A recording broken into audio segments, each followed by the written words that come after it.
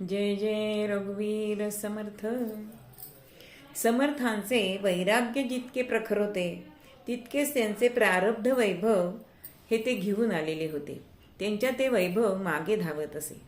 एकदा चाफळला असताना, चाफळ हे माण नदीच्या किनारी आहे आणि त्याचं नाव का असं पडलं तर तिच्यातून म्हणजे मांडी घालण्या एवढंच त्याच्यामध्ये पाणी आहे, पण अतिशय ओढ असते.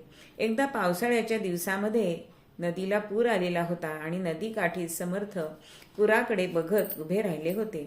आता त्यावेळी समर्थांनी असा पोशाख केला होता की मोती लावलेला मंदिल मस्तकावर आहे, अंगामध्ये तशीच एक छानशी भरजरी अशी मेखला घातलेली आहे, श्रीमंती पोशाख, हातामध्ये छडी, तोंडात विडा आहे, रंगलेलं तोंड विड्याने आहे, अशा थाटात स्वारी होती.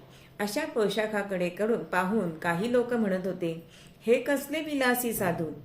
अशी कल्पना केल्यास नवल नाही. तर काही जणांनी प्रत्यक्ष ते शब्द सुद्धा बोलून दाखवले, चर्चा केली, पण समर्थांचे त्याकडे लक्ष नव्हते.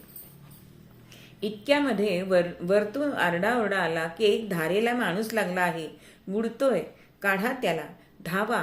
आणि तो ओरडा समर्थांचे कानी येईपर्यंत तो माणूस खाली वाहत गेला होता. पण समर्थांनी तत्काळ त्या पोशाखासकट नदीमध्ये उडी झोपली. त्याला धरण्याच्या प्रयत्नात समर्थ उमरजपर्यंत म्हणजे 4-5 कोस पुरातून पोहून गेले. जिथे मांड कृष्णेसा मिळते त्या संगमावर त्यांनी त्याला बाहेर काढलं, सावध केलं आणि त्याच्या घरी पोहोचवण्याची व्यवस्था केली. आपल्या अंगावरील सगळा पोशाख त्याला देऊन आपण अरण्यात निघून गेले. पुढे तो समर्थांस शरण येऊन कृतार्थ झाला असे सांगणे हे नकोच.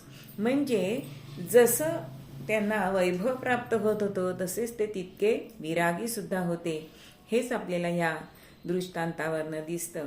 जय जय रघुवीर समर्थ.